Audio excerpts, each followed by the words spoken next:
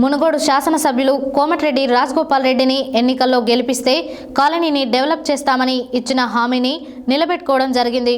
ఈ సందర్భంగా గురువారం చౌటుప్పల్ పట్టణ కేంద్రంలోని 9వ వార్డు మల్లికార్జున నగర్లో మున్సిపల్ చైర్మన్ వెంరెడ్డి రాజు సీసీ రోడ్డు నిర్మాణానికి శంకుస్థాపన చేసి పనులు ప్రారంభించారు. ఈ సందర్భంగా వారు మాట్లాడారు. మునుగోడు శాసనసభ్యులు కోమటిరెడ్డి రాజగోపాల్ రెడ్డిని ఎన్నికల్లో గెలిపిస్తే కాలనీని డెవలప్ చేస్తామని ఇచ్చిన హామీని నిలబెట్టుకోవడం జరిగింది.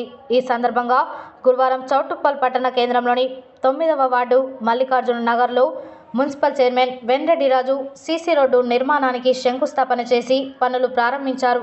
ఈ సందర్భంగా వారు మాట్లాడుతూ ఎమ్మెల్యే కోమటిరెడ్డి రాజగోపాల్ రెడ్డికి, మున్సిపల్ చైర్మన్ వెంరెడ్డి రాజుకి, స్థానిక కౌన్సిలర్ దండా హిమబిందు అరుణ్ కుమార్కి, మల్లికార్జున దేవస్థానం కమిటీ చైర్మన్ ఆవల యేసు యాదవ్, కమిటీ సభ్యులు కృతజ్ఞతలు తెలియజేశారు.